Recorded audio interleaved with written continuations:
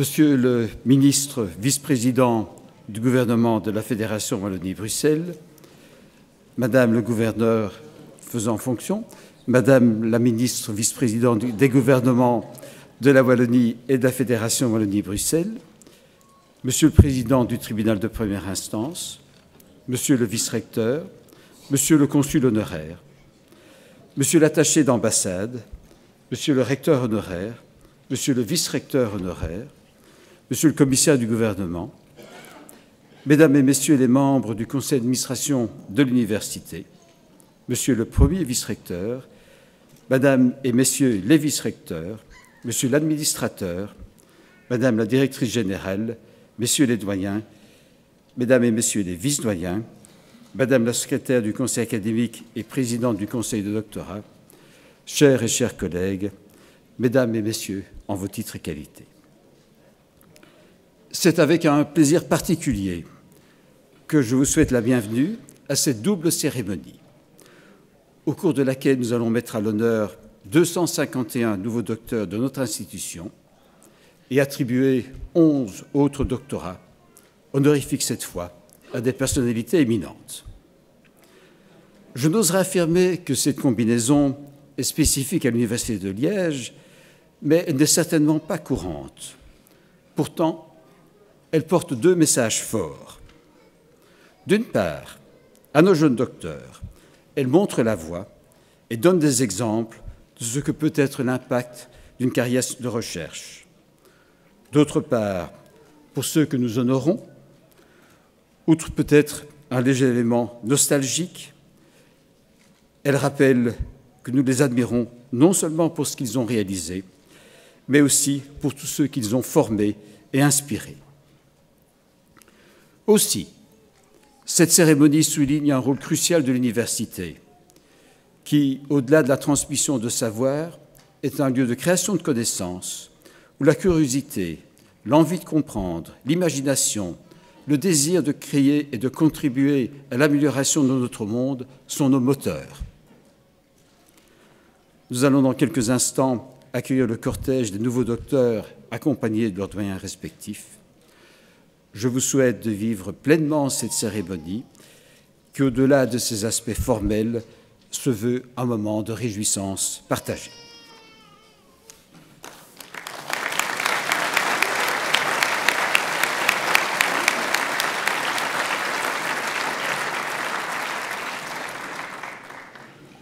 Nous venons de voir entrer le cortège coloré de nos docteurs de l'année 2018. C'est avec grand plaisir que je les accueille ici. Des 251 diplômés de l'année, ils sont 112 à avoir pu nous rejoindre aujourd'hui. N'oublions toutefois pas que parmi nos docteurs, 39 nationalités différentes sont représentées et qu'après un doctorat, il est fréquent de poursuivre sa recherche en d'autres lieux, parfois très lointains. Une statistique à laquelle nous sommes particulièrement attentifs est que parmi nos 251 nouveaux docteurs, 102 sont des femmes, soit un peu plus de 40%. Après une période de croissance, la tendance est actuellement stable. Je cède maintenant la parole à la présidente du Conseil du doctorat, le professeur Gentiane Hasbrouck, qui va adresser quelques mots à notre nouvelle promotion de docteur.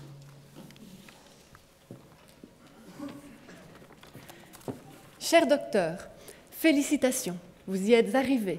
Vous avez acquis ce diplôme tant convoité. Votre persévérance doit être soulignée. Le doctorat est une épreuve de longue durée. Ce n'est pas toujours évident de garder le cap, de gérer et non subir les différentes étapes. Certains d'entre vous au service com se sont confiés. Une vidéo retrace leurs hauts et bas rencontrés. Cette vidéo est tellement vraie et sincère. Cher docteur, vous devriez tous vous y reconnaître. Et après ces 5 années, en moyenne, de labeur, vous méritez amplement cette mise à l'honneur. Mais bien que les lauriers du jour vous soient destinés, vos familles et promoteurs méritent de les partager. Au nom du Conseil du doctorat, qu'il me soit permis ici de leur adresser quelques mots en guise de merci. Chère famille, merci d'avoir été là en support moral. Pouvoir compter sur sa famille est primordial. Bien sûr, entendre parler de la thèse à chaque souper, à chaque dîner, voire même au petit déjeuner, il y avait vraiment de quoi faire une overdose. Mais, vous le saviez, c'était pour la bonne cause. Cela n'a cependant pas dû être toujours facile, de montrer de l'intérêt sans jamais perdre le fil. Quand on lit certains titres de thèse, disons exotiques, on se dit qu'il vous a fallu disposer d'un vrai lexique.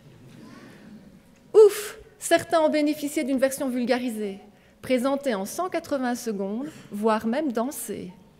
Chère famille, merci pour votre dévouement, le Conseil du doctorat vous en est reconnaissant.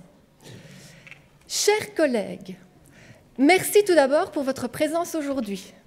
Merci ensuite pour tout ce que vous avez accompli. Vous avez transmis votre passion pour votre métier.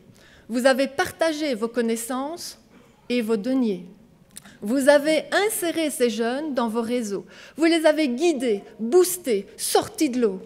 Vous êtes rendus disponibles pour vos doctorants, autant que le permettaient vos emplois du temps. Donc, vu vos vies overbookées, peut-être pas si souvent que ça, mais c'est la qualité avant la quantité qui compte, n'est-ce pas? Chers collègues, merci d'avoir encadré ces jeunes chercheurs. Cette cérémonie est aussi prévue en votre honneur. Cher docteur, je reviens vers vous pour clôturer mon intervention et pour vous souhaiter bonne continuation. Trouvez votre voie, exploitez vos compétences, sans trop de pression, visez toujours l'excellence.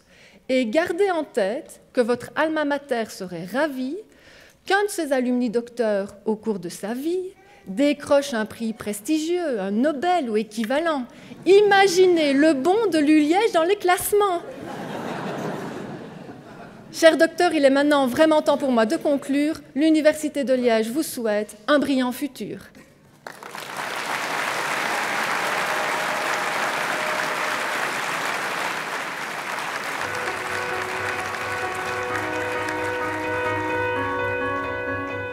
J'ai réalisé une thèse en sciences biomédicales. J'ai fait une thèse au laboratoire d'immunologie, vaccinologie, au département d'architecture et d'urbanisme. En statistiques mathématiques. Dans le département d'astrophysique. En gestion économique. En psychologie du travail et des organisations. Au sein de Jean-Blou Agrobiotech. En droit fiscal. I did a doctoral study in social and political science. En langue et littérature allemande. En architecture. Je vais relire. Ma thèse était intitulée « De l'abus fiscal ou quand des actes juridiques des contribuables sont inopposables au fisc pour l'établissement de l'impôt, essai d'une théorie générale et critique en droit fiscal belge ». Work investment, human resource practices and justice at work, what lights on the dynamic of work-to-family interface and well-being at work. La couleur comme composante de structuration de l'environnement urbain. Robust multivariate dispersion measures. Caractérisation de rapports masse-luminosité, de galaxies elliptiques par effet de mirage gravitationnel. Développement d'un vaccin atténué recombinant contre l'herpès virus Cyprin 3. Caractérisation des expériences de mort imminente et de leur expériencer. Why customers do not participate in the access economy. L'étude de la relation entre la structure des galactomananes de Karoub et leurs propriétés fonctionnelles. Freezing, an ethnography of crisis reporters. Poetiken und Politiken des Computers in der deutschsprachigen Literatur. Architecture et déconstruction, remise en jeu d'une rencontre, raconter, traduire, hériter. J'espère que j'ai dit tous les mots. Mon sujet, c'était l'abus fiscal. The doctoral research addressed crisis reporters' emotional culture. Comment on représente l'ordinateur à l'intérieur de la littérature allemande. Vous voudrez montrer que la couleur structure notre environnement urbain. J'ai travaillé sur les expériences de mort imminente. J'analysais des images de mirage gravitationnel du télescope spatial Hubble. Je me suis intéressée à la conciliation vie privée-vie professionnelle. Comprendre les barrières perçues par les consommateurs vis-à-vis de l'économie du partage. Un moment de rencontre entre un philosophe français, Jacques Derrida, et les architectes américains tels que Peter Eisenman ou Bernard Tschumi. La structure chimique fine de polymères d'origine végétale. Je dirais que c'est toujours un fameux défi d'expliquer une thèse et de la vulgariser en quelques mots. Au départ, j'avais tendance à expliquer ça avec des mots scientifiques et peut-être un peu trop techniques. J'ai eu tendance à faire des explications de plus en plus courtes au fur et à mesure de ma thèse. Et donc j'en suis arrivée à apprendre à vulgariser un petit peu ma thématique de recherche. Je prenais des exemples concrets, des exemples de la vie de tous les jours. Donc voilà, en essayant de mobiliser leur propre cas, je parvenais parfois à les faire venir avec moi dans ce vocabulaire qui est parfois un petit peu aride. Par contre, si on essaye d'aller creuser un petit peu plus loin et ah bah tiens, c'est utilisé pourquoi? Bon, à peu près tout. Est-ce que c'est une réponse qui fonctionne? Voilà.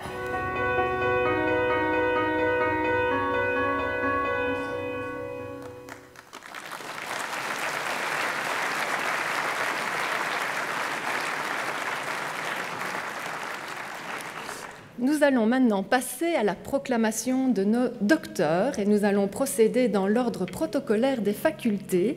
Alors une petite explication technique pour nos docteurs. Donc les doyens vont se succéder et proclamer l'ensemble des docteurs présents ou absents aujourd'hui. Et donc vous ne devez pas attendre votre nom pour nous rejoindre sur la chaire où vous allez recevoir un présent de monsieur le recteur. Alors, pour démarrer, je vais appeler le professeur Louis Gerekens, le doyen de la faculté de philosophie et lettres.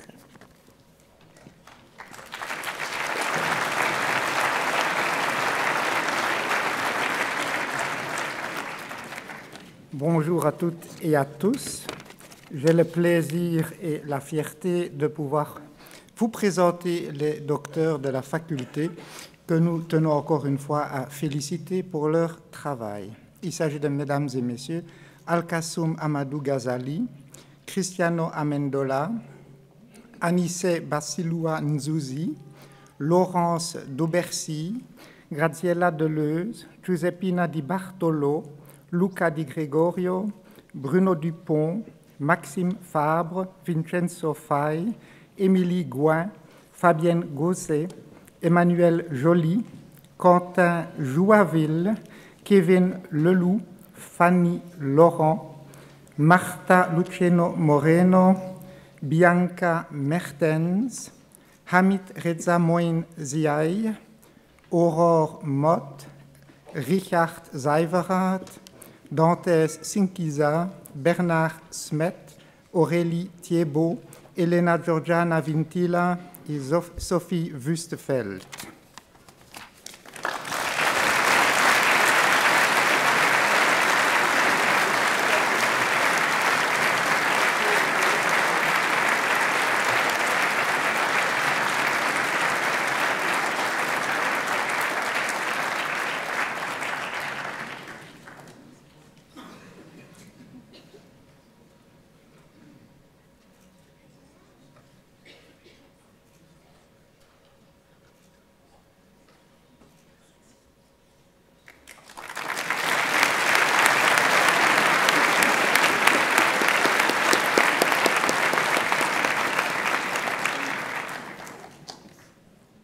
J'appelle maintenant le professeur Pierre Verians, vice-doyen de la faculté de droit, sciences politiques et criminologie.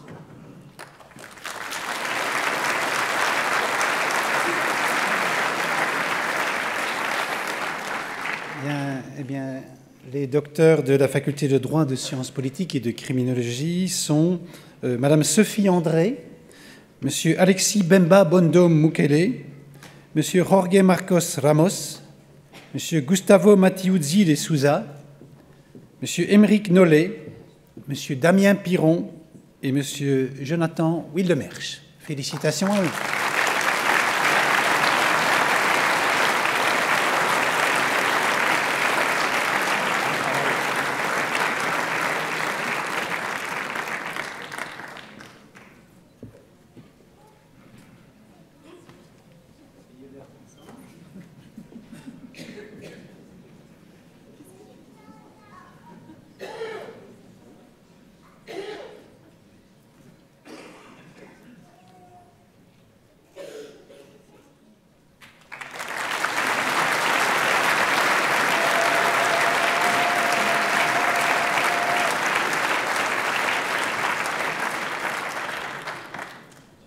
C'est maintenant au tour de la faculté des sciences et j'appelle Monsieur Pascal Ponsin, le doyen de la faculté.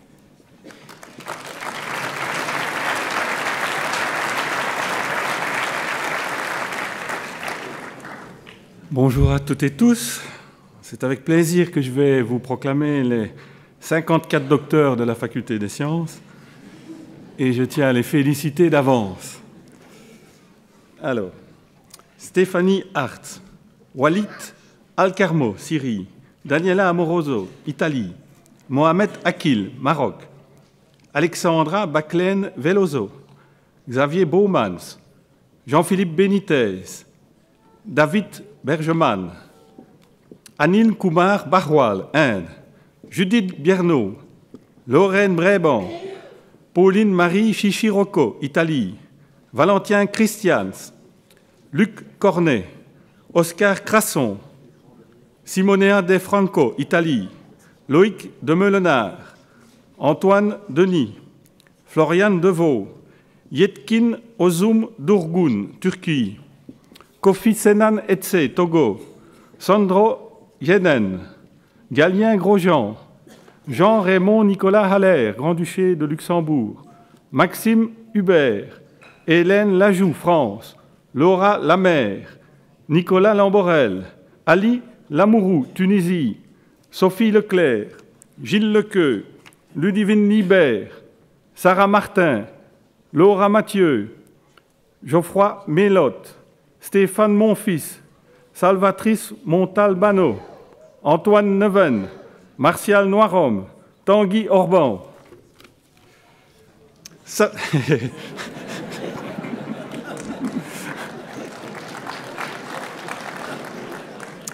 Satyana Rayana, Panchit Reddy, Inde, Cécile Pag, Ramet Parilti, Turquie, Vincent Potu, France, Jennifer Pérez Boza, Espagne, Thomas Polenus, Raman MD Massoudour, Bangladesh, Maxime Shepers, Gaël Speckart, Thuy Tran Thi Tu, Vietnam, Mélissa Trévisan, Charlotte Trussard, Caroline Houillard et Florian Zanata. Toutes mes félicitations.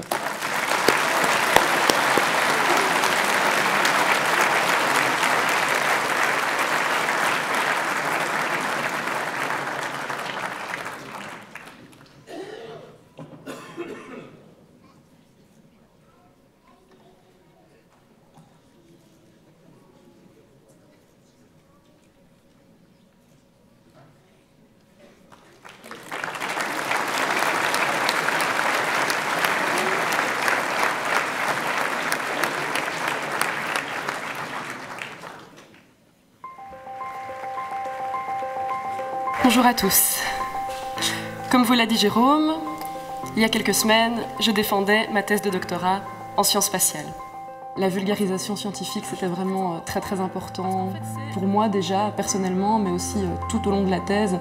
Il faut continuellement être capable d'expliquer son travail.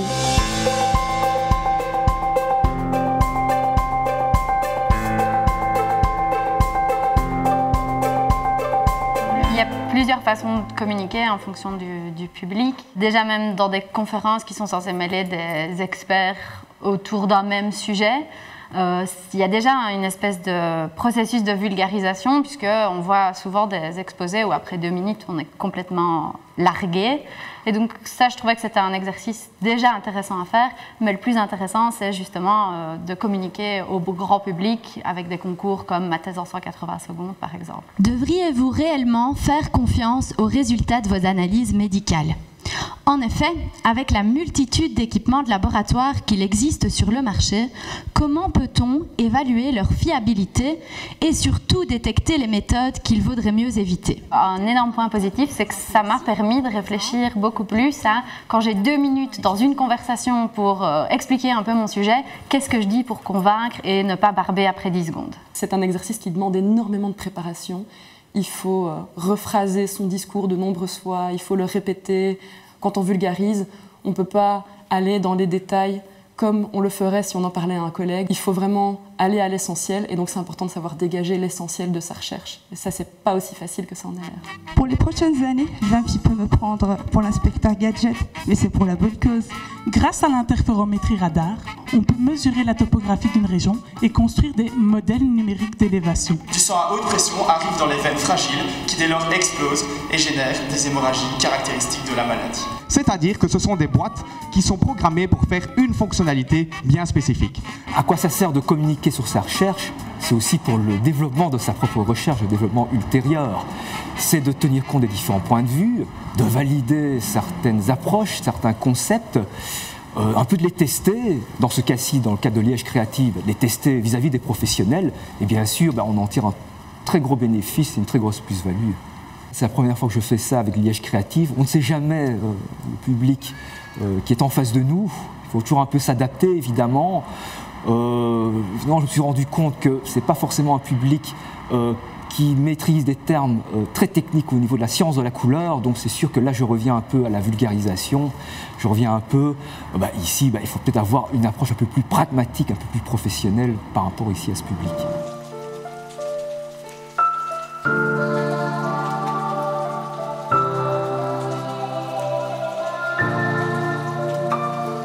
Le magazine Science a organisé un concours, organise en fait depuis plusieurs années un concours dans lequel il invite les chercheurs à danser ce qu'ils recherchent. Et avec une collègue, Olivia Gossery, qui a également réalisé sa thèse sur les états de conscience altérés ici au Giga Consciousness, on a décidé de réaliser une vidéo. On a gagné le prix du public grâce à cette vidéo et on a été la première vidéo dans la catégorie biologie. Je pense que ça peut permettre notamment aux chercheurs de repenser sa thématique de recherche. Donc bien qu'on travaille tous les jours sur une thématique en particulier, le fait de partager au grand public d'une certaine façon va nous permettre parfois de repenser notre thématique et peut-être notamment de nous amener de nouvelles idées ou une nouvelle façon de voir nos recherches. Les chercheurs ont une certaine capacité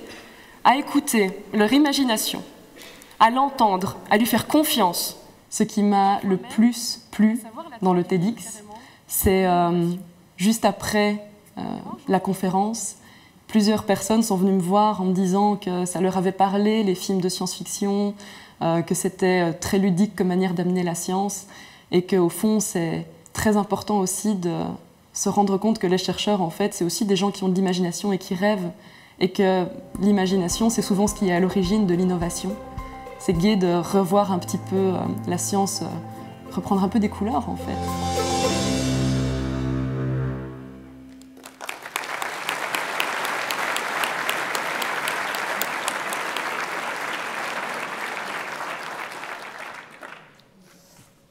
Nous poursuivons maintenant la proclamation de nos docteurs et nous passons à la faculté de médecine et j'invite le professeur Vincent Seutin, ne vous étonnez pas, il vient de l'autre côté, Vincent Seutin, à venir proclamer les docteurs de la faculté de médecine.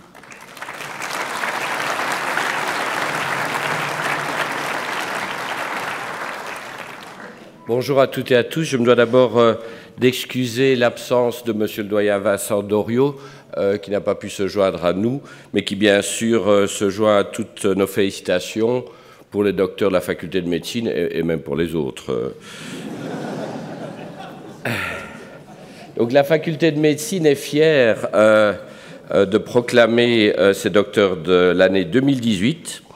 Gloria Aguayo Diaz, Vlad Alexandrescu, Géraldine Brichant, Carole Charavet, Éric de Flandre, Marie de Monceau, Raphaëla Marie-Louisa Dirks, Kim Donati, Thomas Drapier, Charline Dubois, Nadège Dubois, Nancy Duriot, Pauline Herpicom, Elena Farkas, Khalil Farhat, Jean-Yves Alain Fournier, Marie-Émilie Francard, Pierre Frère, Olivier Gaspard, Sophie Gillin, Védaste Abia-Limana, Justine Lambert, Anne-France Leclerc, Cédric Leduc, Florence Libon, Marco Lisicki Martinez, Pierre Lovin-Foss, Quentin Marlier, Charlotte Martial, Radu Christian Moldovan, Didier Moukeba Tchialala, Joséphine Muller, Aurore Napp, Basma Nejar, Géry Nganou, Patrick Petrosian, Estelle Rikir, Pascal Rouard, Mallory Salvé, Jean-Marc Scholl, Laurence Servet, Justine Slomian, Werner Théodore Surbeck, Martin Tonglet, François Tubé, Paolo Vescovi, Estelle Willems et Sagou Éric Didier Yayo Félicitations à toutes et à tous.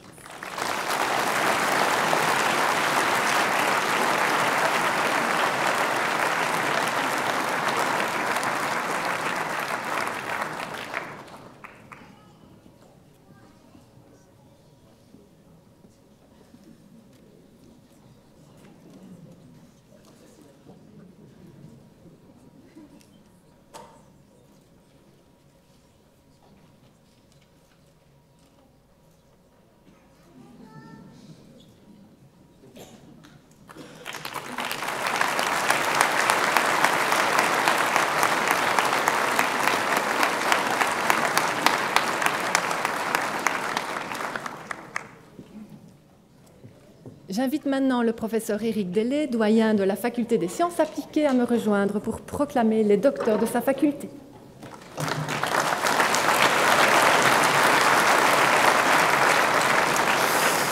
Bonjour à toutes et à tous et aux autres. Je suis heureux de vous présenter les nouveaux docteurs de la faculté des sciences appliquées. Tom Barbette, Mathieu Bertha, Boris Chaudron, Quentin Schouffard, Frédéric Christen, Maxime Collet, Anne Delamotte, Richard Dessel, Ahmet Eftekar, Ramouna Fouladi, Clémentine François, Saïcha Gerbinet, Thomas Gillet, Simon Abran, Kevin Hogan, Kevin Jacques, Christian Kinziger, Erin Kouchi, Sophie Lejeune, Julien Mailly, Anne Kwang Mai, Ahmed Mohamed El Saïd Mustafa, Ngok Luan Nguyen, Frédéric Olivier, Lampros Papangelis, Timothée Pire, Hussein Rappel, Ismaël Rifai, Kevin Sartor, Maxime Spirlet, Daniel Valero Huerta, Yves Van Nobel, Rémi Van Daal, Hélène Van Winkenroy, Edouard Verstralen, Marie Weenkel, Laura Zorzetto. Congratulations to all of you. Thank you for making this journey into science and technology with us.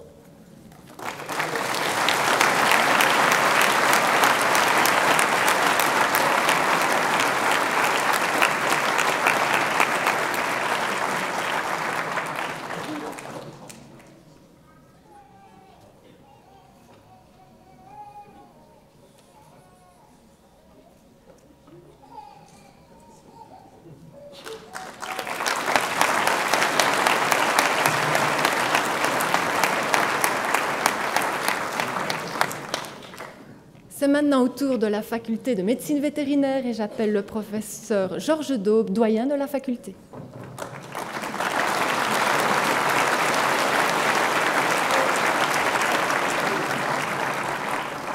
Bonjour à toutes et à tous. C'est vraiment un grand plaisir pour moi de présenter les docteurs avec thèse de la faculté de médecine vétérinaire qui, cette année, même s'ils ne sont pas très nombreux, viennent vraiment des quatre coins du globe.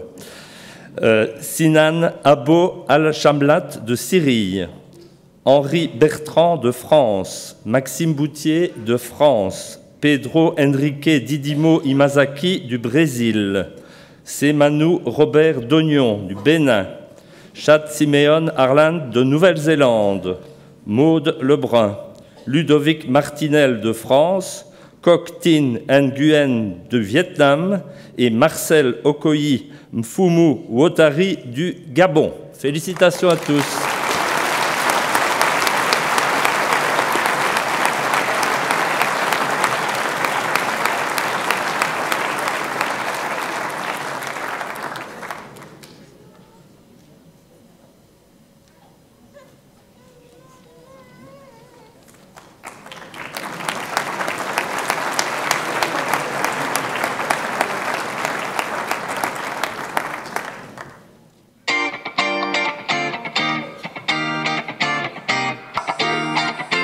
Si je devais résumer le processus de thèse, je dirais que c'est comme un chemin dans lequel on démarre avec une idée en tête et on termine avec une idée un peu différente. Un long chemin de randonnée qu'on fait tout seul avec son sac à dos. On part un peu tout seul, hein, en solitaire. Ce parcours transforme sur plein de points de vue. C'est ce qui en fait aussi une expérience inédite et importante. It was one of the happiest periods in my life. On a parlé de vulgarisation, je pense que ça fait partie des bons moments aussi d'un chercheur. C'est de transmettre tout ça, c'est de diffuser la connaissance qu'il a pu établir. C'est là aussi qu'on a enfin des retours et ça permet un peu de sortir de parfois la solitude du doctorat où on est tout seul face à ces problèmes. Un autre bon moment aussi, c'est l'acceptation d'un article. C'est la première fois qu'on communique sur sa recherche au sein de la communauté scientifique. C'était vraiment pour moi la preuve que ce qu'on faisait au jour le jour avait du sens dans la recherche scientifique mondiale. J'ai eu la chance de faire un séjour de recherche aux États-Unis, à New York par exemple, et de collaborer avec des chercheurs sur place. C'est des belles rencontres. C'est se sentir moins seul dans la thèse qui fait les bons moments de la thèse. Parmi les moments difficiles de la thèse, évidemment, il y a l'initiation du projet, le début. On tâtonne, on part dans toutes les directions, les résultats sont décevants. C'est vrai qu'il y a des grosses périodes de remise en question, mais c'est quand on s'en sort aussi qu'on sent qu'elles étaient utiles. Le refus d'un article, de se dire mince, j'ai travaillé pendant X mois dessus et voilà, refus. Il y a parfois une perte de motivation, qui est due notamment par le temps qui peut sembler long, la solitude, alors qu'on bloque sur des problèmes particuliers. Ce qui est fort important dans ces moments-là, c'est d'avoir aussi une bonne relation avec son promoteur, parce que c'est lui qui peut permettre de relativiser, de proposer un plan B, de proposer une solution. Les moments les plus difficiles, c'était sans doute la dernière année de la thèse, parce que c'est le moment où on se rend compte du travail qui reste à faire, de tout ce qui reste à boucler. One of the most difficult moments was when it was over, actually, because I had a terrible feeling of loss. Je dois dire que la défense orale de thèse n'a pas été une partie de plaisir. Mais c'est proportionnel aussi avec la libération qu'on a quand on la passe, parce que c'est vraiment une grande libération, une grande joie de terminer et de défendre sa thèse.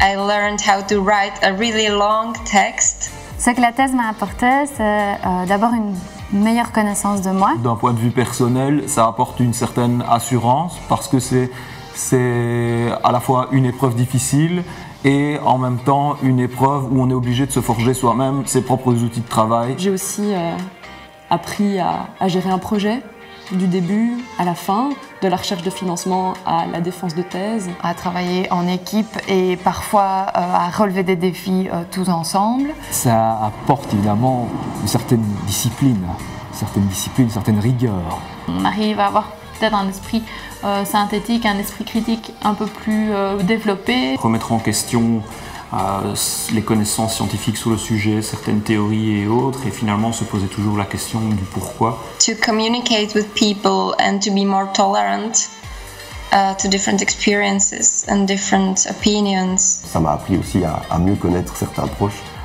à rencontrer des gens, mais aussi à mieux connaître les proches avec qui je partage ma vie, savoir combien je peux compter sur eux, combien ils sont précieux. C'était vraiment une très très chouette expérience.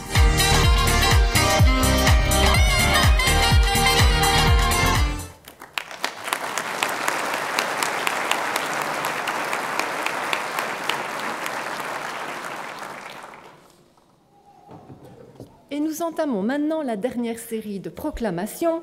Et pour démarrer cette série, j'invite le professeur Étienne Kertemont, doyen de la faculté de psychologie, logopédie et sciences de l'éducation.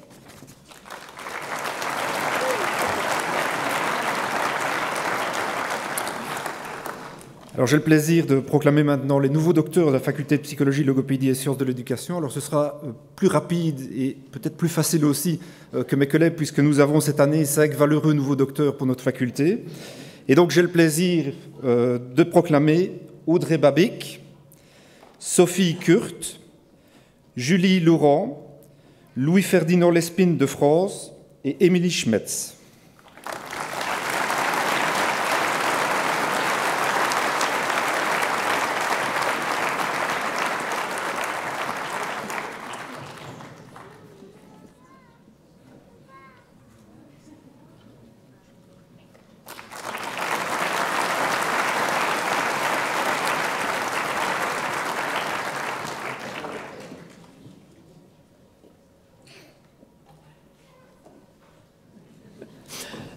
J'appelle maintenant le professeur Michael Schins, vice-doyen de HEC École de Gestion, pour proclamer ses diplômés.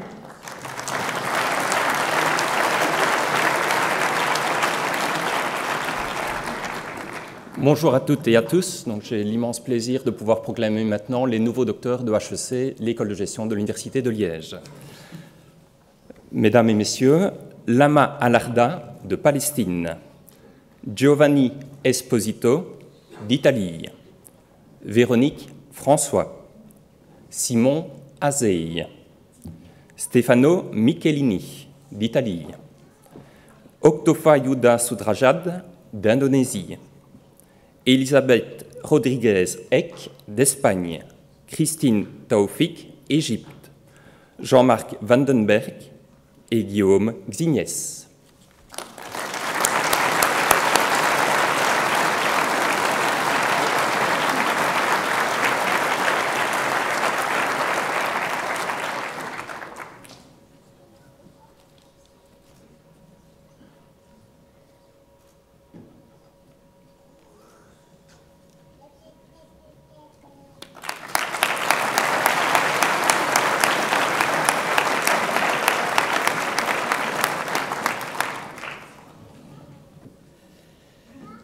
Nous passons maintenant à la faculté de sciences sociales et j'appelle le professeur Frédéric Schoenaerts, doyen de la faculté.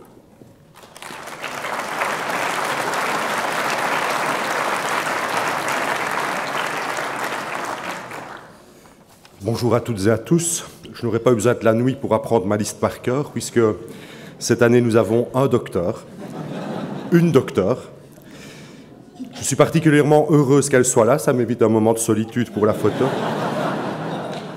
Et j'appelle donc Johanna Kotisova de la République tchèque et je la félicite.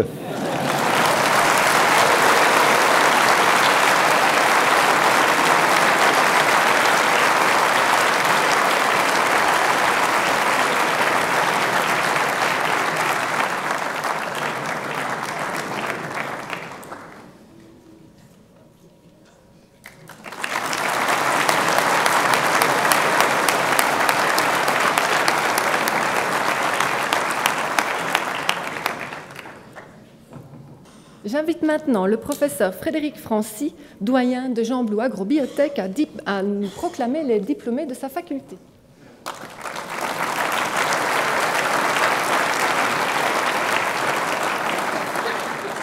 Mesdames, Messieurs, j'ai le plaisir de vous présenter la large diversité, puisqu'on a aussi 52 docteurs, et vous allez faire un petit tour du monde avec moi au niveau de ces diplômés de la faculté de Jean Blou. Donc Aurélie Bachi, Jonathan Barthes, Abakoura Barka, Cameroun, Amal Benamira, Tunisie, Krishnadat Bagang, Pays-Bas, Fanny Bourave, Stéphanie Bonnet, Sandrine Chaval, Boaking Chen, Chine, Anthony Digrado, Chauvelin Dou, République du Congo, Bastien Duren, Damien Hélène Bosch, Sébastien Giet, Abdoul Ibrachi Gouda, Bénin, Bowen Hu, Chine, Purna Kandel, Népal, Carmen Rodika Lazare, Roumanie, Géraldine Lemire, France, Wan Leti Kim, Vietnam, Julie Lebois, Bingli, Chine, Lingli, Chine, Pengli, Chine, Grace Jaoul Luboto Banzou, République du Congo, Ming Chao Ma, Chine, Nasreddin Mahatala, Maroc, Christian Miazek, Pologne, Steve Ngama, Gabon, Ngo Titu Hong, Vietnam, Min Luan Nguyen, Vietnam, Titu Yen Nguyen, Vietnam, Vénus Nsigamana, Rwanda, Sofiane Oulet Taleb Salah, Tunisie, Nathalie Pineux, Carline Pitz, Maroli Renson, Wei Rong, Chine, Landry Sarl, France, Sarah Smet, Diakala Son, Burkina Faso, Jinje Félicien Tosso, Bénin, Sami Touil, Algérie, Kaoula Toumi, Tunisie, Tihan Tamtran, Vietnam, Leslie Wilmé, Juste Yamoneka Wasso, République démocratique du Congo, Xiaomei Yang, Chine, Boni Yarou, Bénin, Pepei Tsang, Chine, Yang Tsan, Chine, Ying Yung Zhu, Chine.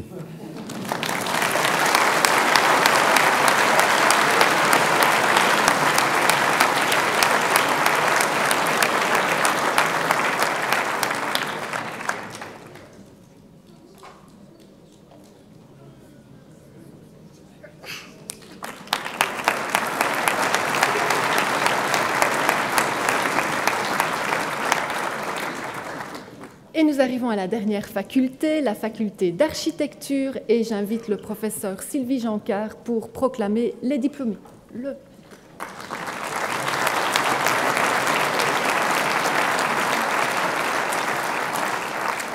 Bonjour à tous. La docteure de la faculté d'architecture cette année est Céline Bodard. Félicitations Céline.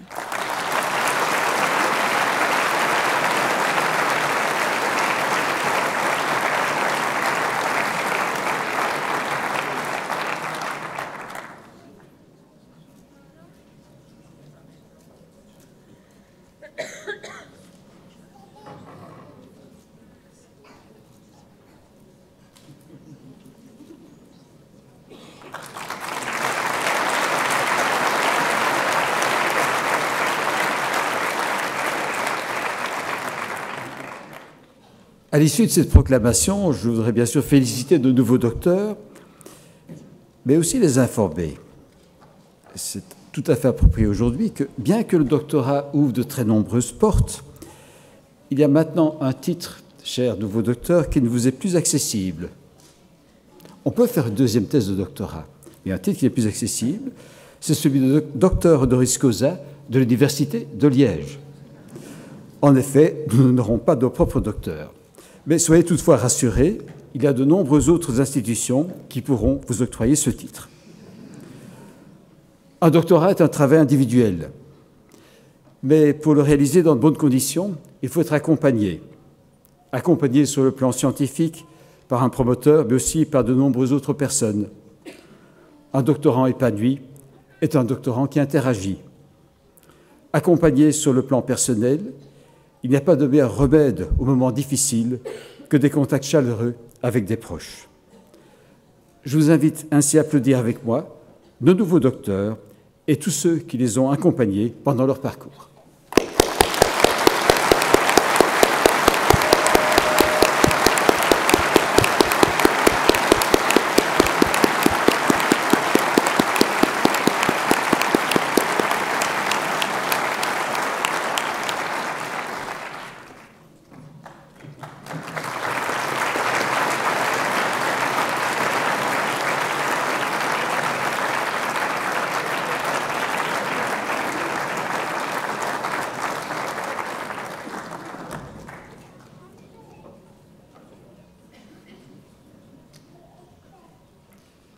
Mesdames et messieurs, pour une université, octroyer des doctorats honoris causa est un acte solennel, symbolique, mais aussi très révélateur.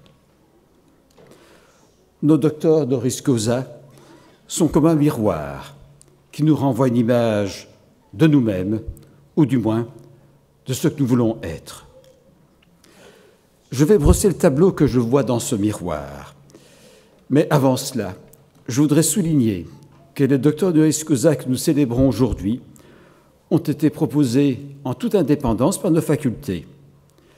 Le tableau a donc été esquissé sans le savoir par un échantillon varié de membres de notre institution. Il en est probablement d'autant plus révélateur.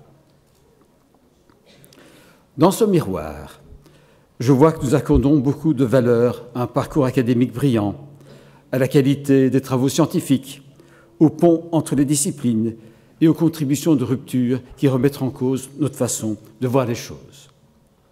J'aime ce que je vois. L'image me dit aussi que l'esprit d'entreprise et prendre des risques pour réaliser de grands projets font partie de ce que nous encourageons. J'aime ce que je vois.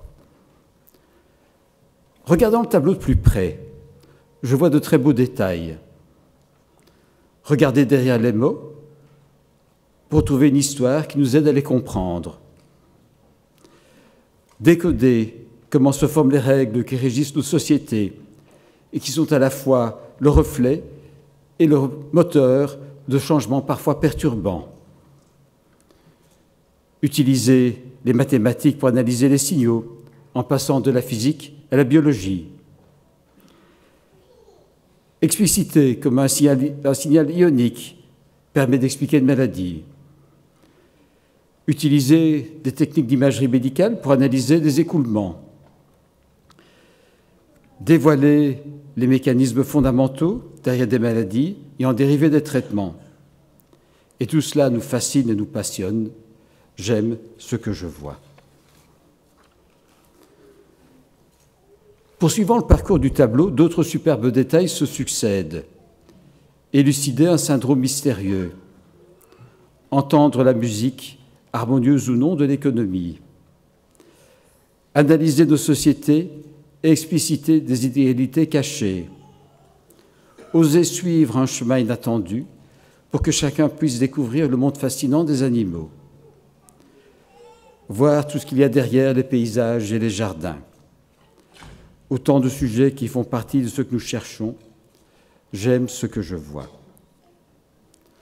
Ce tableau, vous allez mieux le découvrir dans les minutes qui viennent. Je voudrais simplement qu'en l'écoutant, vous y voyez l'université que nous voulons construire, celle de la passion de la découverte, de la variété des modes de pensée et des sujets traités, celle de l'ouverture sur le monde. C'est ainsi que nous concevons l'université, et c'est ainsi qu'elle apportera le plus là où nous sommes et au monde.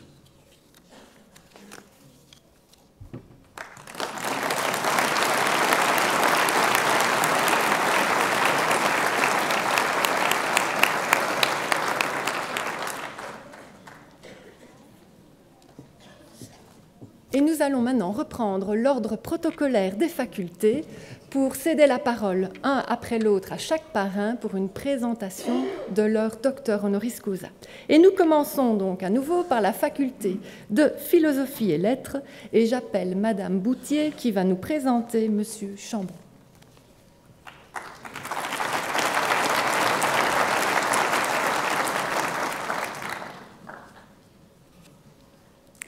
Mesdames et messieurs, il est difficile, sans blesser la modestie de celui qui les entend, d'évoquer les qualités remarquables du chercheur et du professeur qu'est Jean-Pierre Chambon. Titulaire de la chaire de linguistique romane et de littérature occitane à l'Université de la Sorbonne, Jean-Pierre Chambon est un linguiste romaniste.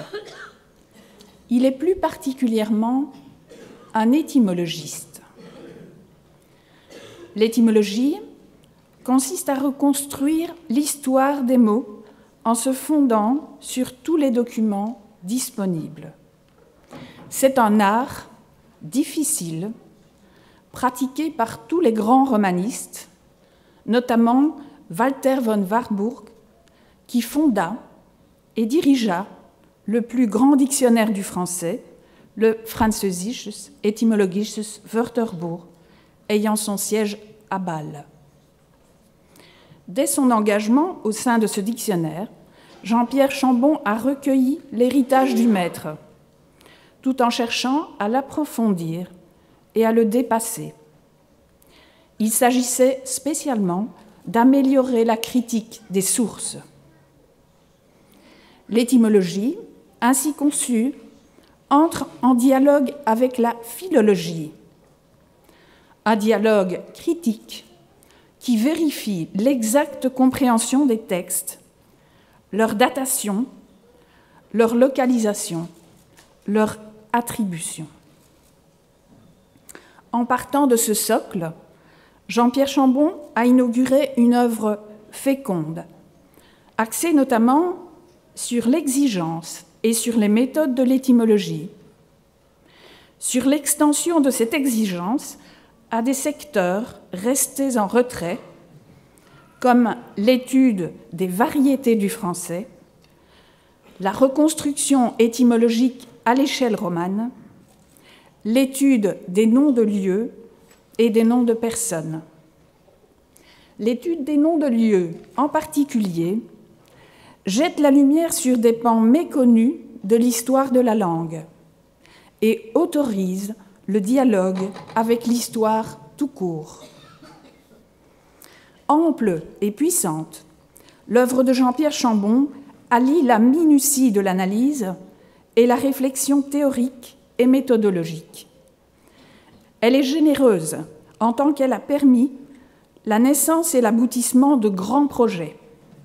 Elle est service et combat. Pour reprendre les termes du regretté Max Pfister, cette œuvre, je cite, est celle d'un savant qui lutte pour nos langues et pour notre science, et que l'on peut ranger à bon droit aux côtés des plus grands romanistes de notre époque. Il n'y a rien à ajouter.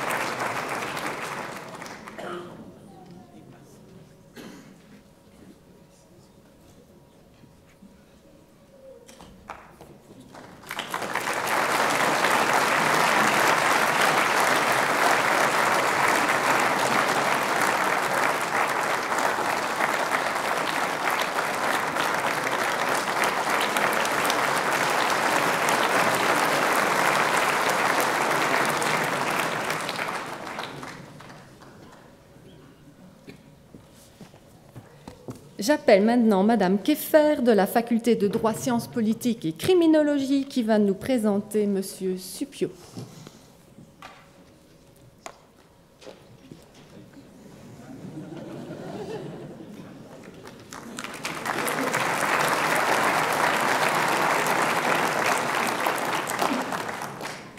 Mesdames et messieurs, chers collègues, après avoir longtemps enseigné à l'Université de Nantes, Alain Suppiot est maintenant professeur au Collège de France, où il occupe la chaire État social et mondialisation, analyse juridique des solidarités.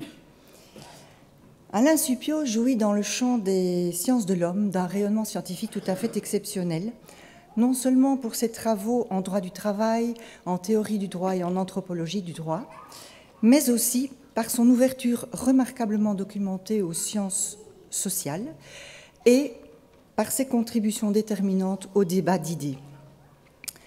Alain Suppiot a tout d'abord commencé par démonter les ressorts du droit du travail.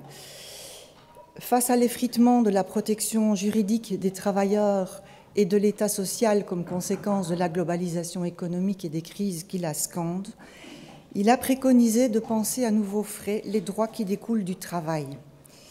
Il a imaginé de restaurer de nouveaux droits individuels qui ne seraient plus attachés à l'emploi lui-même, mais à la personne du travailleur, et qu'on pourrait faire valoir pour se former, pour changer d'orientation professionnelle, par exemple, mais il y a d'autres possibilités. Et donc, un statut professionnel adapté aux travailleurs modernes, qui permettrait ainsi de surmonter l'apparent paradoxe entre le besoin de stabilité d'emploi et la mobilité professionnelle. Les transformations du droit du travail ont ensuite conduit Alain Suppiot à affronter la question, pour le moins délicate, difficile, qui est au centre de la théorie générale du droit et qui est celle de la nature du droit. Raison transcendante qui surplombe les sociétés humaines, le droit lierait, selon Alain Suppiot, les dimensions biologiques et symboliques constitutives de l'être humain, synthétiserait les croyances et les valeurs qui structurent les sociétés humaines et sans lesquelles elles seraient vouées à l'anomie. Il a poursuivi avec l'étude de la gouvernance par les nombres, par laquelle la gestion de la réalité sociale est entièrement indexée à une vision exclusivement quantitative et utilitaire des phénomènes, ce qui conduit à un recul des cadres juridiques et favorise la loi du plus fort, rappelant ainsi les liens d'allégeance propres à la relation féodale de la vassalité. Et c'est avec beaucoup de fierté que je suis ici au micro pour vous l'avoir présenté.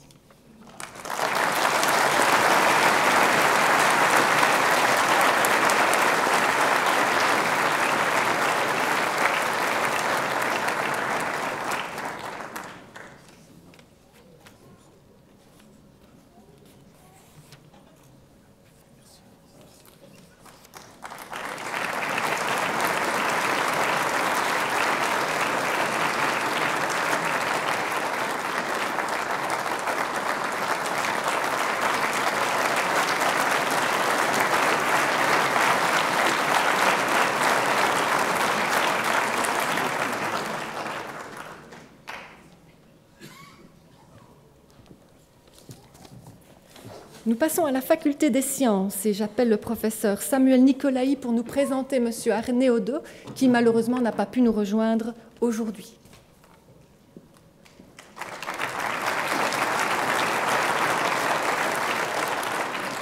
Merci.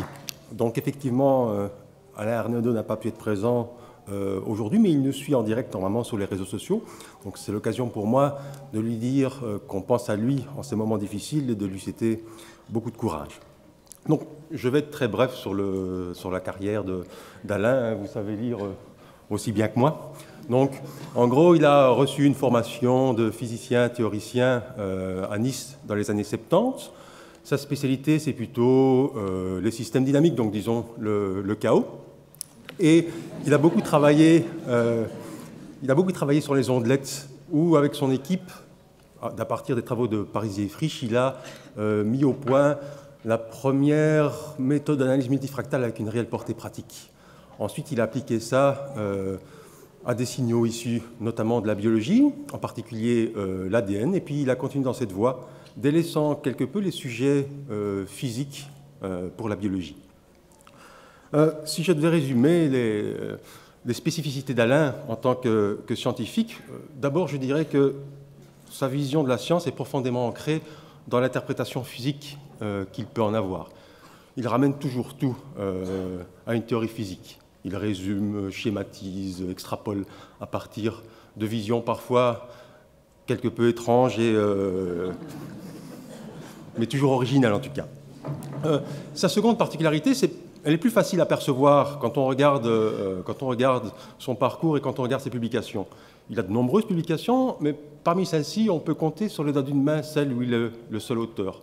Ce qu'il aime particulièrement dans la science, c'est la collaboration. C'est l'esprit d'équipe qu'il porte très haut dans son cœur. La science, c'est un virus qu'il a toujours aimé inoculer à ses étudiants. Et je pense qu'aujourd'hui, quand il regarde sa longue carrière, la chose dont il est la plus fier, c'est certainement sa descendance. Cette reconnaissance, Alain la prend comme un merci. Je discutais avec lui il y a quelques semaines, ça fait quelques mois maintenant, mais non pas comme un merci pour le travail qu'il a accompli, mais plutôt un merci pour les étudiants qu'il a formés, certainement ce qu'il tient le plus à cœur. Moi, je me rappelle, en tant que jeune étudiant, doctorant, un peu naïf, avide de connaissances, l'avoir rencontré, et c'est quelqu'un qui a profondément infléchi mon parcours. Et c'est la raison pour laquelle j'aimerais simplement terminer ce discours en disant merci Alain.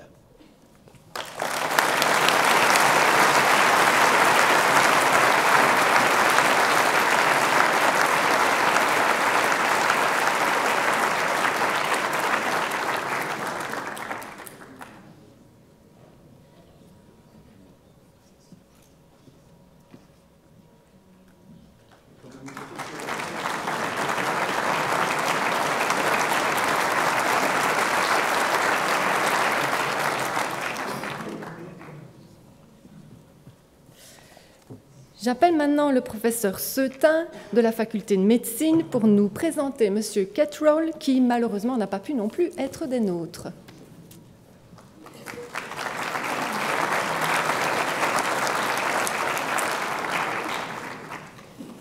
Bien, effectivement, le professeur Cattrall est tout à fait désolé, il n'a pas pu être parmi nous. Il fait pour le moment une lecture plénière en Malaisie. Je lui ai demandé s'il ne craignait pas les tsunamis dans la région, mais il m'a dit que non. Et donc voilà, mais il viendra nous voir et nous faire un exposé la deuxième partie de l'année. Donc le professeur Cattrall, c'est tout simplement le chercheur le plus cité au monde dans le domaine de ce qu'on appelle les canaux ioniques, qui sont des protéines membranaires qui permettent notamment à notre cœur de battre régulièrement, dans les bons cas, et à notre cerveau de ressentir l'environnement et de penser. Les apports majeurs de Bill Cattrall sont les suivants. Il a contribué à déterminer la structure tridimensionnelle de canaux sodiques et calciques dits voltage dépendants et qui sont des protéines qui constituent la cible de médicaments importants comme les analgésiques locaux et les médicaments antiépileptiques.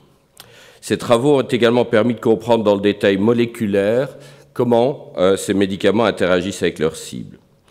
Plus récemment, son groupe s'est attaché à des études plus physiopathologiques et par exemple, ces recherches ont permis de mieux comprendre pourquoi certaines mutations de canaux sodiques entraînent des manifestations épileptiques et notamment dans un syndrome infantile épileptique qui est très dramatique qui s'appelle le syndrome de Dravet. Et ce qui est assez extraordinaire pour un chercheur fondamental, c'est que des travaux plus récents de lui ont permis d'ouvrir des pistes thérapeutiques pour ces enfants. Et donc il y a un nouveau médicament qui semble avoir vraiment réalisé une percée thérapeutique dans ce domaine. La qualité des publications de M. Catterall est exceptionnelle. Il a été récompensé par de nombreux prix et distinctions. Il a été membre fondateur du journal appelé Neuron, qui est le journal le plus prestigieux en neurosciences. Il est membre de la National Academy of Sciences des États-Unis depuis 1989.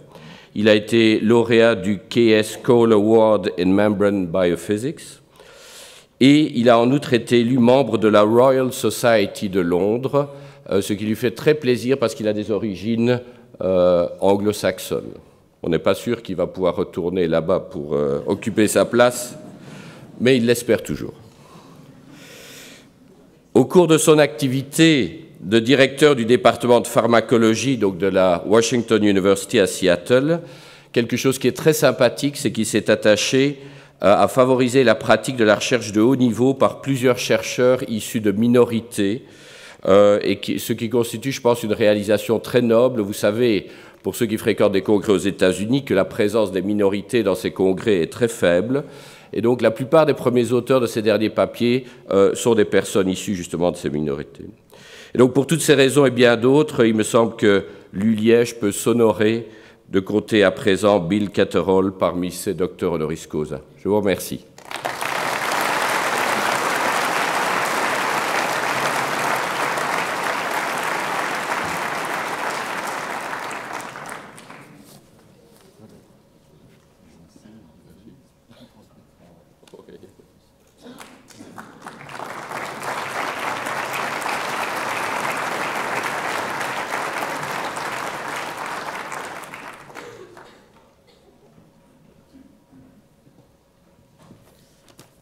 Nous passons maintenant à la présentation du docteur honoris causa de la faculté des sciences appliquées et j'appelle Madame Toy pour nous présenter Monsieur Hampel.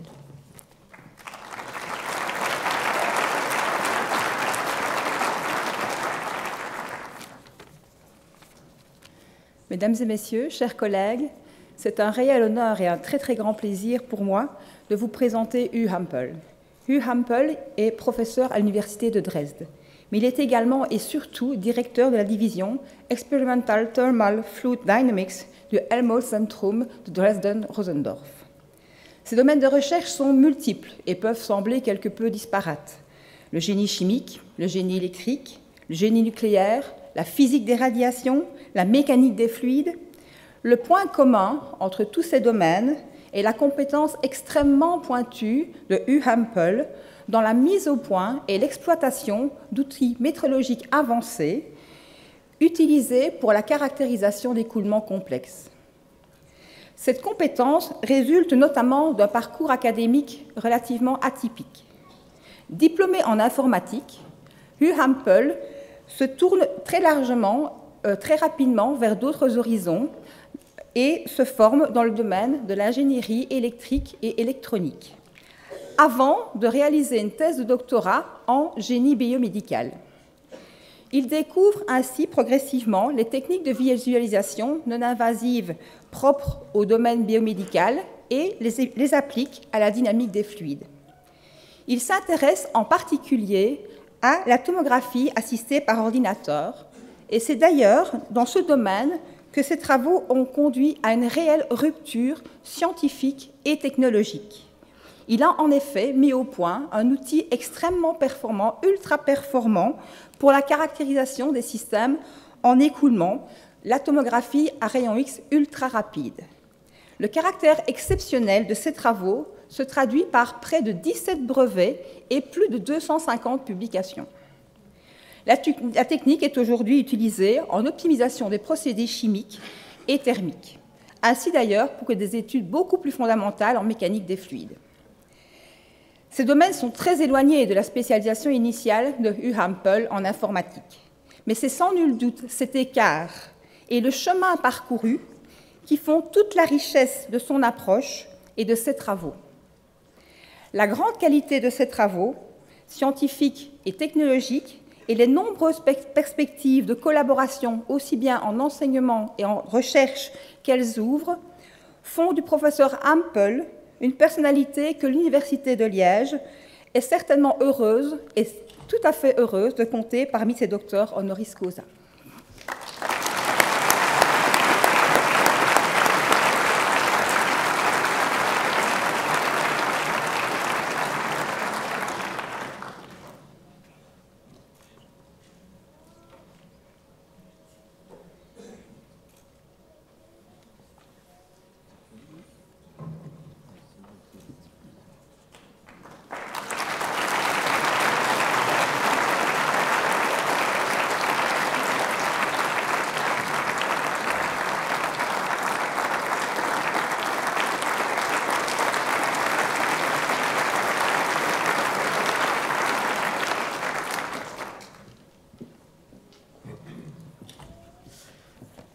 J'invite maintenant Madame Clercq pour la présentation de Monsieur Day, docteur honoris causa de la faculté de médecine vétérinaire.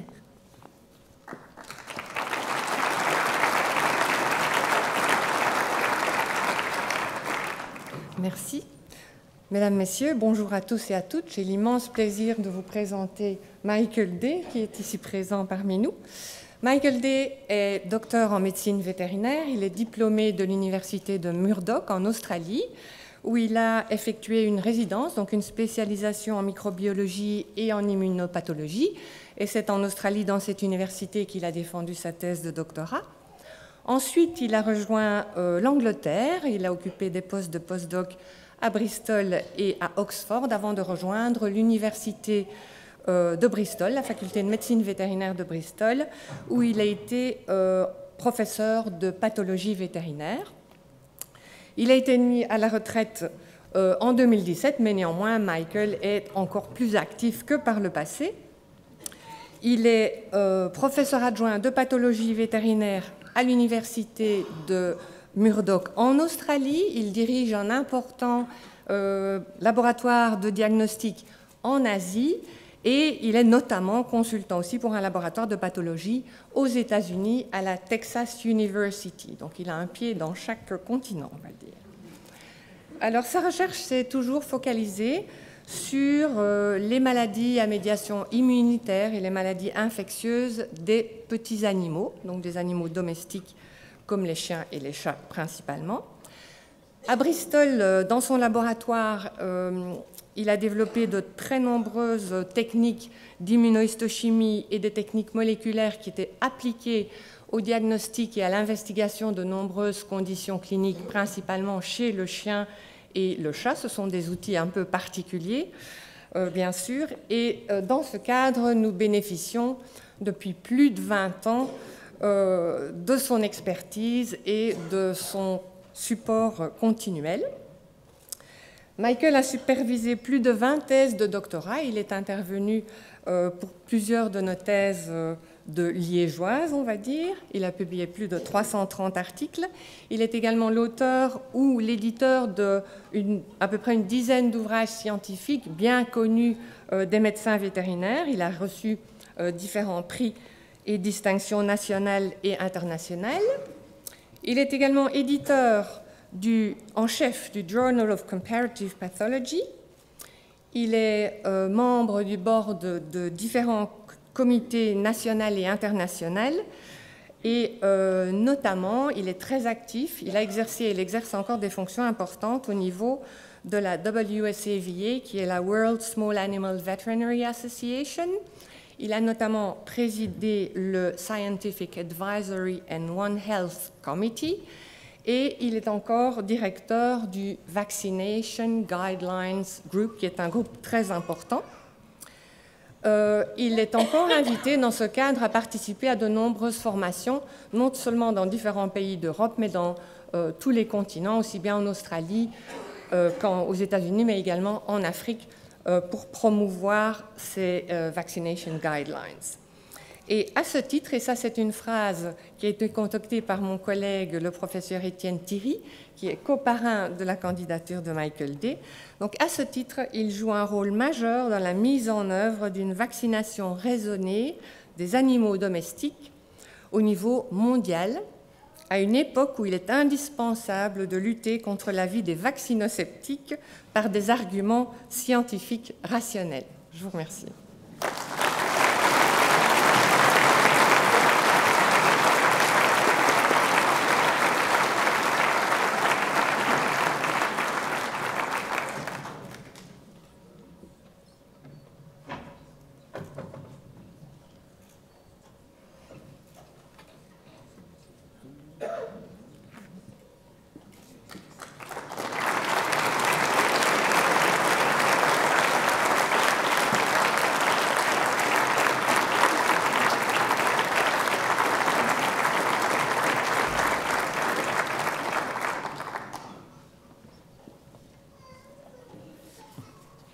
Nous passons maintenant à la faculté de psychologie, logopédie et sciences de l'éducation et j'invite M. Majerus pour nous présenter M.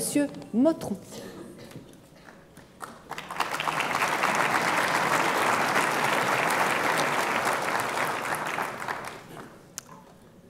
Laurent Motron et l'autisme. Une allitération, signe d'une destinée, nul ne le sait. Par contre, ce que je peux affirmer, c'est que Laurent Motron est actuellement un des meilleurs experts dans le domaine de l'étude et de la prise en charge de l'autisme. L'autisme est un syndrome développemental qui est loin d'être rare, touchant environ 1 personne sur 400 et dont nous ignorons toujours l'origine exacte. Ce qui est certain, c'est que ce n'est pas la faute au vaccin ni un quelconque trouble psychique. Les personnes présentant une symptomatologie autistique sont des personnes fascinantes, avec des spécificités au niveau de la communication et de la cognition qui nous, parents, enseignants, spécialistes de la santé et chercheurs, font souvent perdre nos repères et certitudes.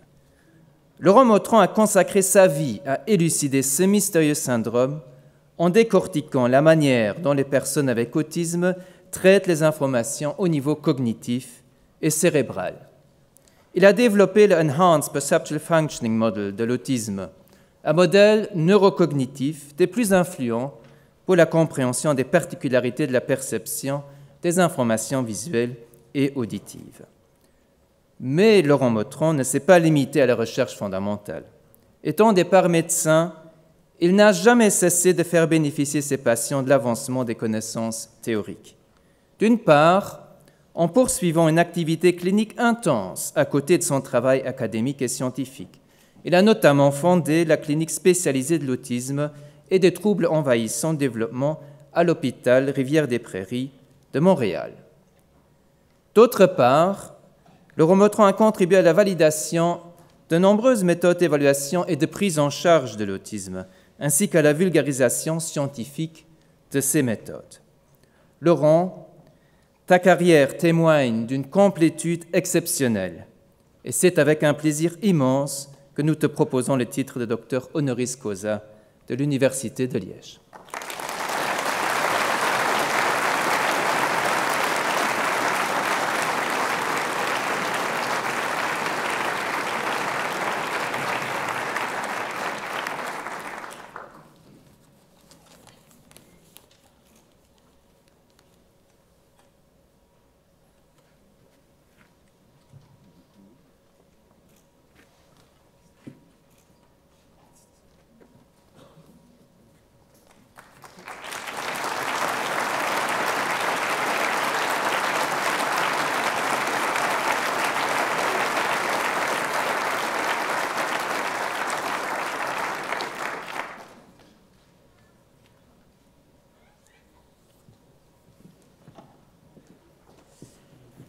Donc j'ai le plaisir maintenant d'inviter le professeur Georges Hübner à venir à la chaire de manière à présenter M. Geisel, le docteur honoris causa de HEC École de Gestion.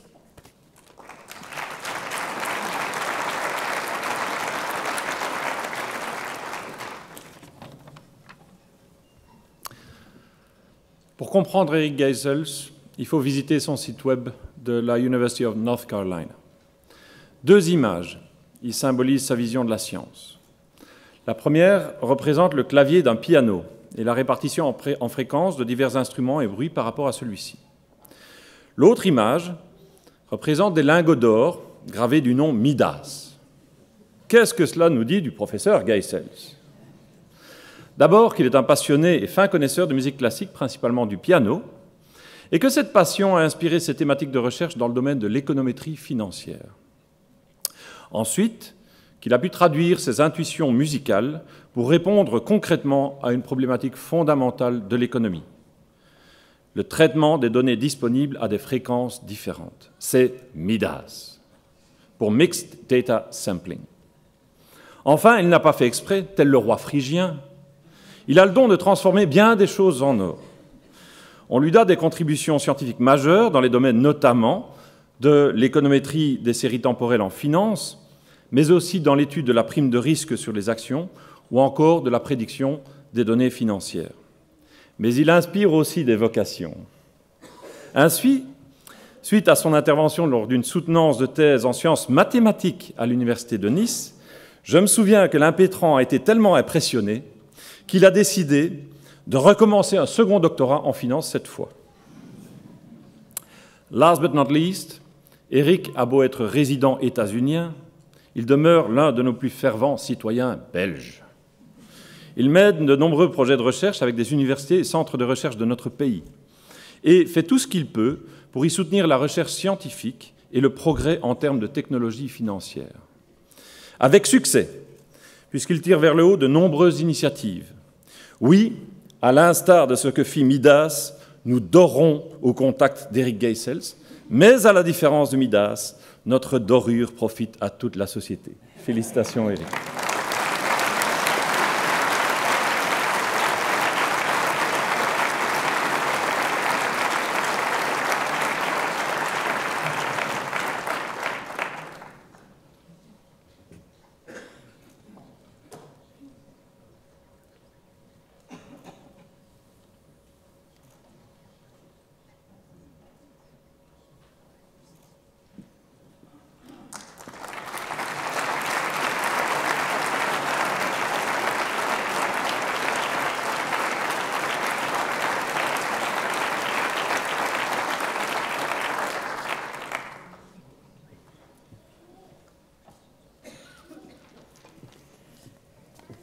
C'est au tour de Madame Gavret de la Faculté de Sciences sociales de venir nous présenter le docteur honoris causa de sa faculté, notre docteur honoris causa féminin de cette promotion, Madame Marie.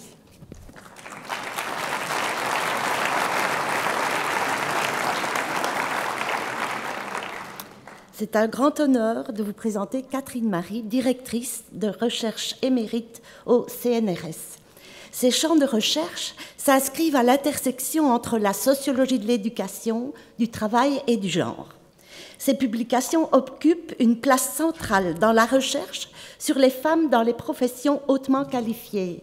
Elles montrent la marque psychosociale de la famille d'origine et du couple sur les orientations atypiques en ingénierie, informatique, dans le monde académique et les ministères, dont celui de la culture, ses intérêts les plus récents portant sur le monde de la musique. Ces recherches démontrent aussi les fonctionnements organisationnels et institutionnels qui produisent encore de nos jours les inégalités sexuées en termes de carrière, et cela même dans les professions et les secteurs féminisés. En témoigne son récent ouvrage intitulé « Le plafond de verre et l'étain ». Notre collègue se présente volontiers comme une convertie à l'analyse de genre. C'est au sein du laboratoire d'économie et de sociologie du travail d'Aix-en-Provence qu'elle dit avoir pris conscience de l'aveuglement endocentrique sous un couvert de neutralité sexuée des recherches scientifiques portant sur le travail. Elle rejoint alors Paris et le laboratoire d'analyse secondaire et méthodes appliquées à la sociologie. En 1995, elle s'implique dans la création et la direction du MAGE, Marché du travail et genre. Ce réseau interdisciplinaire et internationalement reconnu est aujourd'hui très actif autour des questions du marché du travail et du genre. 10 ans durant, Catherine Marie a formé au sein de son équipe pro de nombreux enseignants-chercheurs talentueux et reconnus de nos jours dans le champ de l'étude genre. Elle a contribué sans relâche à la reconnaissance de ce dernier, comme enseignante à l'École des hautes études en sciences sociales, mais aussi comme professeure invitée de Montréal à Saint-Pétersbourg ou conférencière entre Bonn et Varsovie. Elle poursuit inlassablement sa mission. Et c'est pour toutes ces raisons que la Faculté des sciences sociales tenait à ce que les insignes de docteur honoris causa soient remis aujourd'hui à Madame Catherine Marie, que nous félicitons chaleureusement.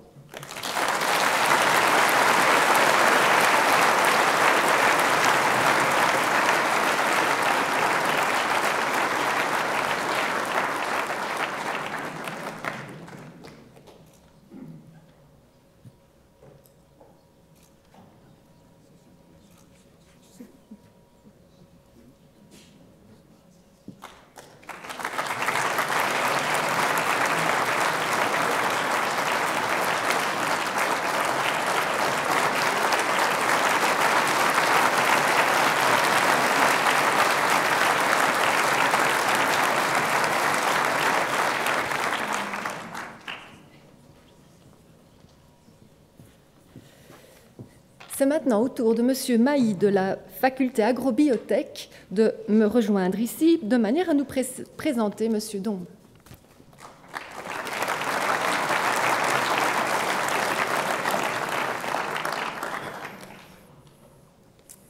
Eh bien, comme vous le constatez, Éric Dombe est probablement notre profil atypique dans cette promotion de docteur honoris causa.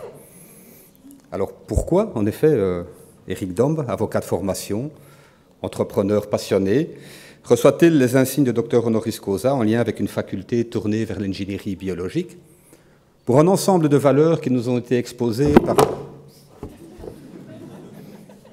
Ces toges sont en danger. Pour un ensemble de valeurs qui nous ont été exposées, notamment par nos jeunes docteurs ce matin. Pour son activité, faisant le lien entre économie et biodiversité, entre entreprise et recherche scientifique. Pour son parcours, marqué par l'esprit d'entreprise, la créativité, la passion et les valeurs. Licencié en droit et en sciences financières et commerciales, Éric Dombe a exercé une activité d'avocat et de conseil en finance et en entreprise durant 10 ans. Peu convaincu par cette expérience professionnelle, selon ses propres termes, il change radicalement de cap et se lance dans une aventure où il ose ses rêves.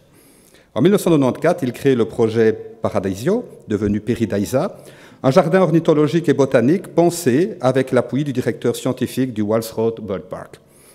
Jardin qui évoluera au cours des années vers un lieu de partage des diversités naturelles et culturelles du monde, un peu l'équivalent de nos institutions universitaires en termes d'idées. Je n'ai pas dit en termes d'ambition. Peu soutenu au début, Éric Dombe ne déviera pas de son objectif. Qualité essentielle à l'achèvement d'un doctorat. Le parc attire aujourd'hui près de 2 millions de visiteurs par an, première attraction touristique en Wallonie. Pour ses réalisations entrepreneuriales, Éric Dombe a reçu le prix du manager de l'année 2007. Il a également exercé la présidence de l'Union wallonne des entreprises. Mais Éric Dombe veut, avant tout, et toujours selon ses propres mots, transmettre l'idée selon laquelle la passion peut mener à de grandes choses. Il vient donc de créer la Fondation Peridaisa afin de démontrer par l'action qu'il est possible d'assurer l'épanouissement des hommes en parfaite harmonie avec la nature. La Fondation soutient des projets de protection des habitats, de réintroduction des espèces et de mise en valeur du patrimoine culturel mondial en mobilisant et en soutenant la recherche scientifique. Projet innovant et parfois transgressif, comme nous aimons aussi l'être, en témoigne son nouveau projet, Saint-Michel-Freyre, de restauration d'une forêt naturelle, libre, sauvage, de plusieurs milliers d'hectares au cœur de la forêt wallonne, noyau d'expérimentation sociétale et scientifique. C'est pour l'ensemble de ses compétences et valeurs traduites à travers son parcours que notre faculté désire délivrer les insignes de docteur honoris causa à M. Don.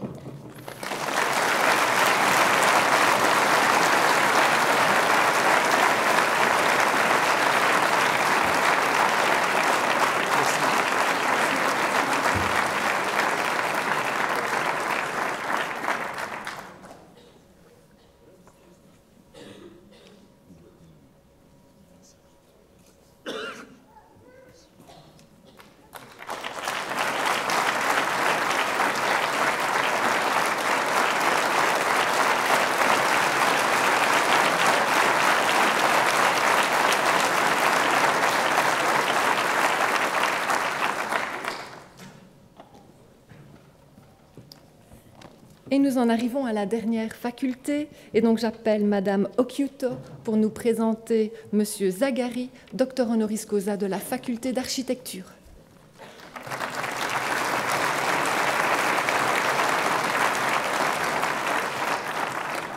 Merci, bonjour à tout le monde. C'est avec grand plaisir et honneur, je suis honorée en fait, de pouvoir présenter M. Zagari, qui a un parcours assez particulier, dont je ne m'attarderai pas trop dans l'énumération des prix et des reconnaissances qu'il a reçus, mais je me limiterai simplement à faire un commentaire sur le contenu et sur, disons, l'importance de son héritage. Franco Zagari est un architecte, paysagiste et professeur de haute qualification de l'Université La Sapienza, mais il est aussi concepteur de jardins, d'espaces publics et de paysages.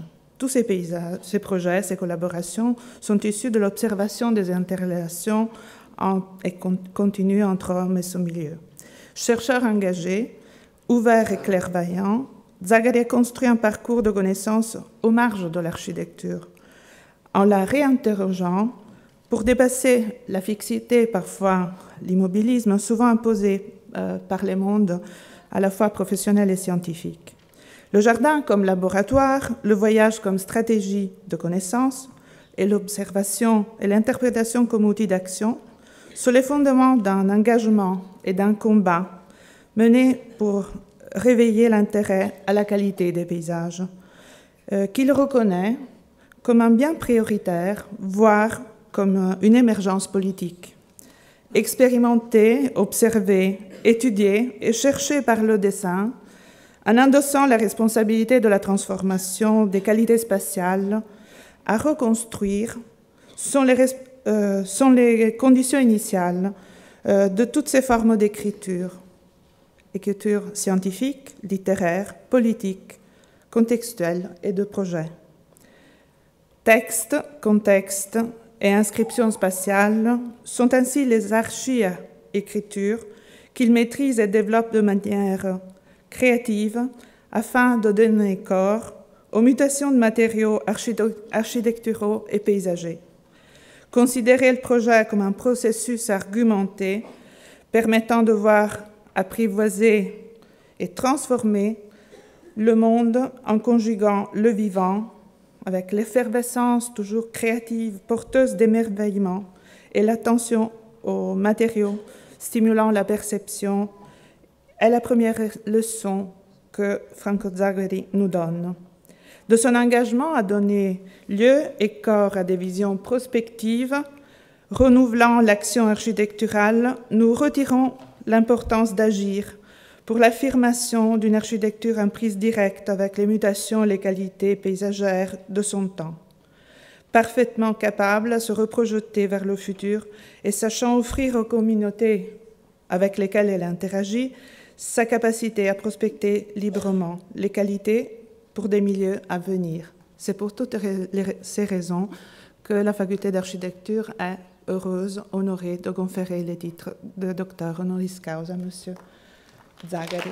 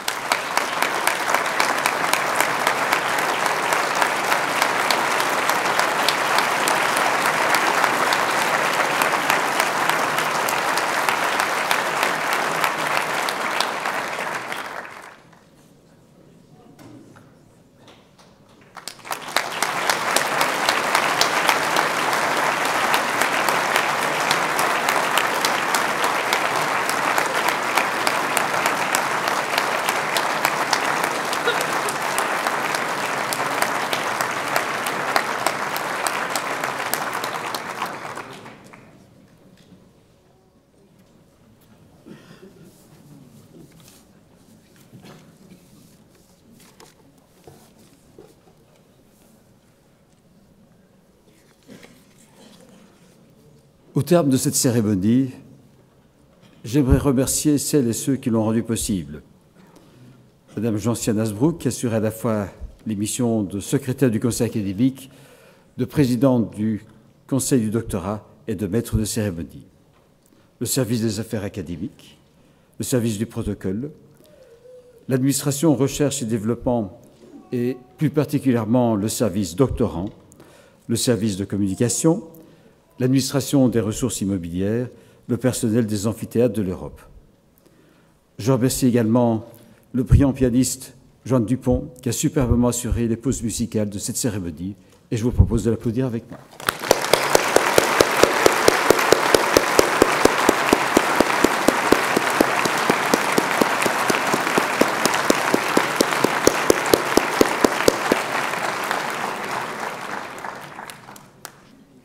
Je félicite une dernière fois nos docteurs honoris causa et nos docteurs avec thèse. Je vous remercie tous pour votre présence et vous convie à venir prendre ensemble le verre de l'amitié.